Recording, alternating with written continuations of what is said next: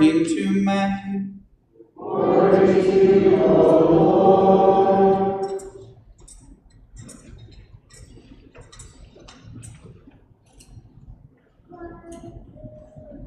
The Pharisees went off and plotted how they might entrap Jesus in speech. They sent their disciples to him with the Herodians, saying, "Teacher, we know that you are a truthful man and that you teach the way of God in accordance with the truth. And you are not concerned with anyone's opinion, for you do not regard a person's status. Tell us then, what is your opinion? Is it lawful to pay the census tax to Caesar or not?" Knowing their malice, Jesus said, "Why are you testing me? You hypocrites, show me the coin that pays the census tax." And they handed him the Roman coin. He said to them, "Whose image is this? And whose inscription?" They replied, "Caesar's." At that he said to them, "Then repay to Caesar what belongs to Caesar, and to God what belongs to God." The Gospel of the Lord. Praise to you, Lord Jesus Christ. So one of the really interesting and great joys of my time here at St. Bernard, there's been a lot of things that I've really enjoyed and appreciated. But one of the things that has really struck me is the opportunity here in Crawfordsville to interact with a lot of different Protestants. Right? In my last parish, that we had a school, and the parish was so large that really I was kind of just stuck there at the church, at the school. Here in Crawfordsville, there's a lot of opportunities to interact with Protestants here. So, like for example, at Wabash College, for a while I've been attending this Protestant Bible study on campus. And I really love to be a part of those things. I love to see the zeal of the students, and I also really enjoy hearing their perspectives, right? In Protestantism, there's a great diversity of perspectives, and so it's always interesting to hear what they have to say, passages from the Bible. And now many of those Protestants are starting to get involved with some of the things we do at the Newman Center. We had a presentation last Tuesday on the biblical roots of Catholicism, and I think probably half of the students were Protestants. They're wanting to learn about Catholicism. I thought it was really interesting. And it's really been a great experience to be able to do that here in Crawfordsville. I think there's a lot of ways that we can mutually enrich one another. And this morning I was thinking about this, and I was remembering one experience in particular that I had with a man named Luke. Not the server up here, a different Luke. And he is the music minister of Eastside Baptist. And so he's basically fresh out of Bible college. And one day I was playing Frisbee over at the Baptist church, and I met him, and we started talking, and it was a very interesting conversation. And he was kind of asking me about my seminary formation, and I was asking about his. And eventually he asked me the key question. You know, we talked a lot about different things, and all of a sudden he asked me the key question. He said, "Are you a dispensationalist or a covenant theologian?"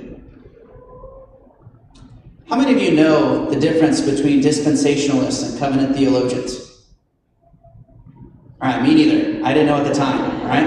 And so I was really surprised, like, what is this question? What does this even mean? You know, so my response, I don't really know what that means. And so I spent the next couple weeks researching this question. It's very interesting. It turns out that here in the United States, at various Protestant seminaries and Bible colleges, this really is the key question. Are you a dispensationalist or a covenant theologian? Without getting into the details of it, basically what it's about is, how do you interpret the Old Testament? Does the Old Testament still relate to Christianity today? Or is it to be forgotten about, completely erased? Or if the Old Testament still does relate to us as Christians, how so? In what ways? To what extent? And that's basically the question that they are discussing and arguing about. And I was reminded of that this morning, because it seems to me that one of the things that makes Catholics and Protestants different in a generic sense is our understanding of the Old Testament. I bring this up this morning because we've been spending this whole month talking about the basic aspects of Catholicism. So many of us, we struggle to respond to questions that people have for us about the faith. And it seems to me that one of the key questions is, how do we interpret the Old Testament? So many of the things that we do as Catholics, it's so important that all of us recognize this. So many of the things that people think are weird or strange that they don't have in their Protestant church, it's because they come from the Old Testament. In Protestant churches, you don't see priests wearing vestments in most Protestant churches. You don't see altars. You don't see incense.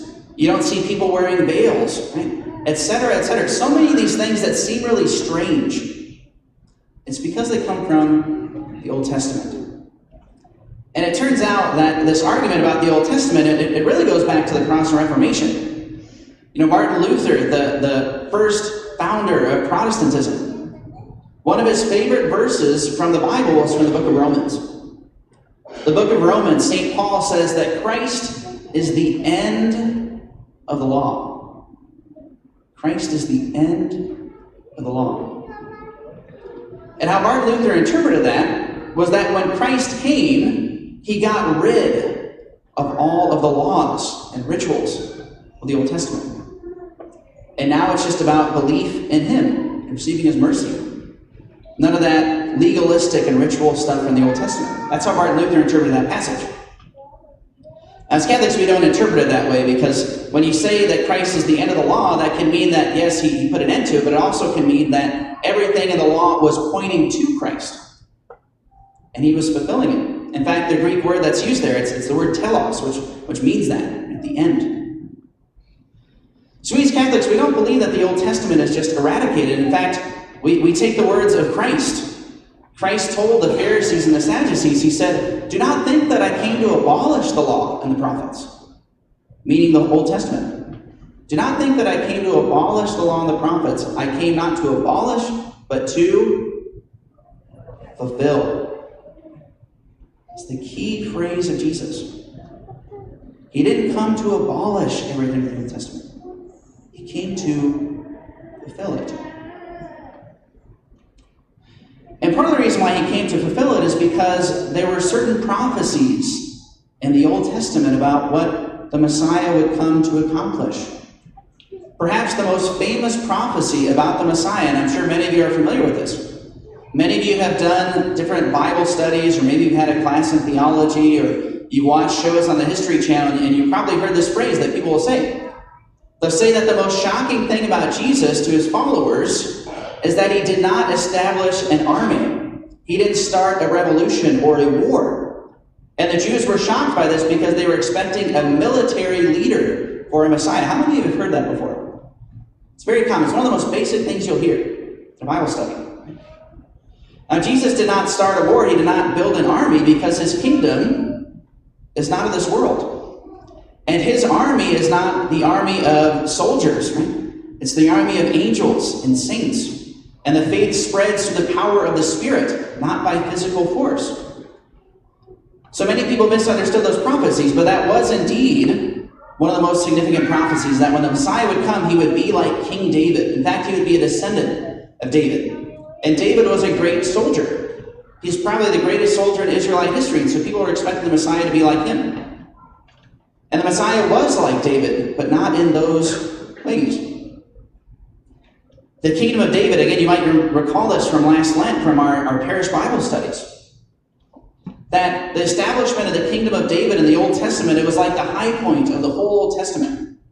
All the 12 tribes of Israel were united together. They had conquered the Promised Land. They had built the temple in Jerusalem. But then shortly thereafter, the kingdom, it fell into disarray and civil war. Eventually, the northern part of the kingdom was taken over by the Assyrians, and the southern part was taken over by the Babylonians, and the kingdom was lost. And this was crucial for the Jews because God had promised to David that that kingdom that was established in him would endure forever, that there would always be a descendant on his throne.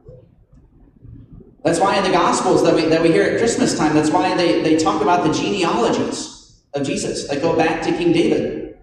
They're trying to show that even though the kingdom fell into disarray, there was always a king. And that Jesus himself is the descendant of David.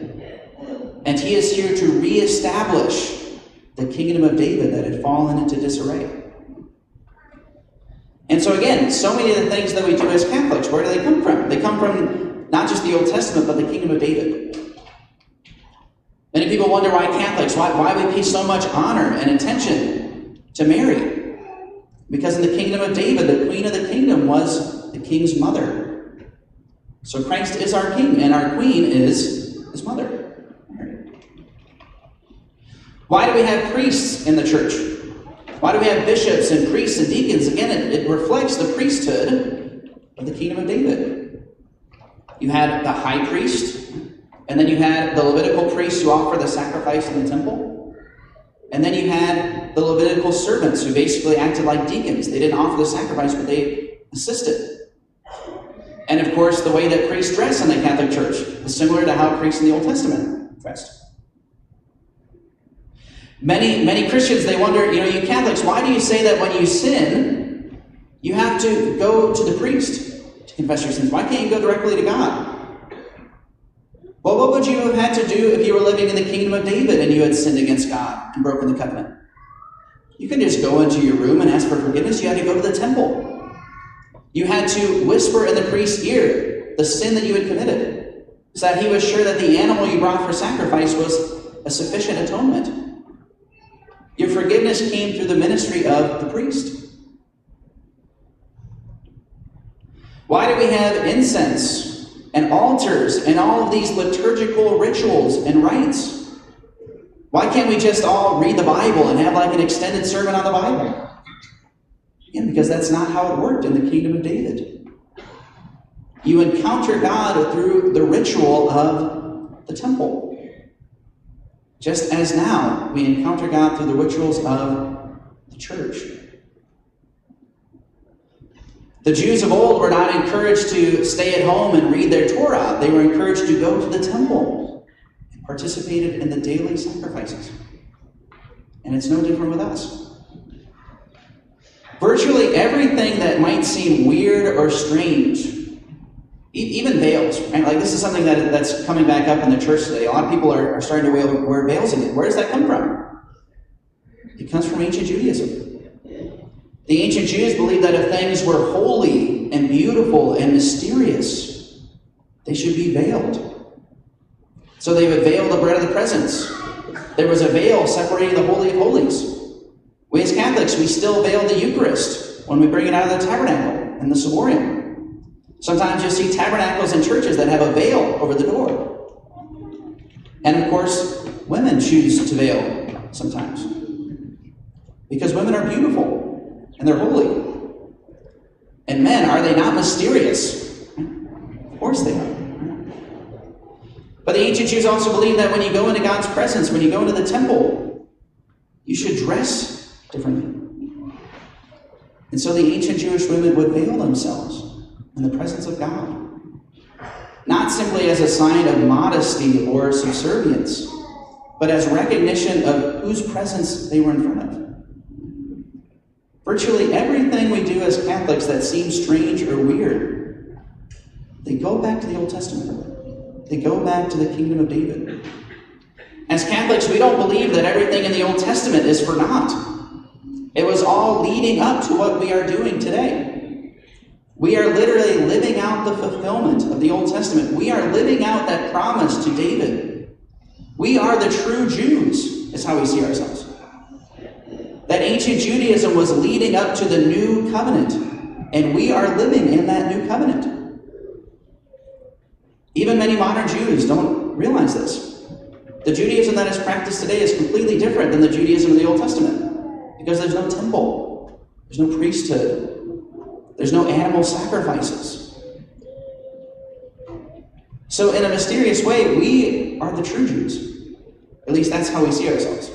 And we don't mean that in a pejorative way. We're just simply pointing out that obvious fact, that modern Judaism is very different from the Judaism of the Bible. It's so important that we recognize this as Catholics, that we don't let people think, right, that all these things that we do that seem strange are just useless or something that we invented, right? They come from the Old Testament. They come from ancient Judaism, the kingdom of David. The last thing I want to say about this is just to point something out to many of us. Some of us, we have this idea that when it comes to the liturgy of the church, we should keep it simple. Right? Or maybe sometimes we don't really like the really traditional stuff that is done at Mass. And I'll be the first to tell you, there's some things that are traditional parts of the liturgy that, I'm not a huge fan of myself. Even incense, right? Like I have to take extra allergy medicine before Mass for the incense, right? But to the best of my ability, I try to make sure that we as a church, we are keeping these traditions. And it's not because simply I like them or something like that. It's because, as I've been saying this whole time, every gesture that we do at Mass, every aspect of our tradition, it means something. It comes from somewhere. And so we need to be very careful to just get rid of it because we don't understand it. We don't like it. All these traditional aspects of the church and the liturgy, it's a part of our heritage.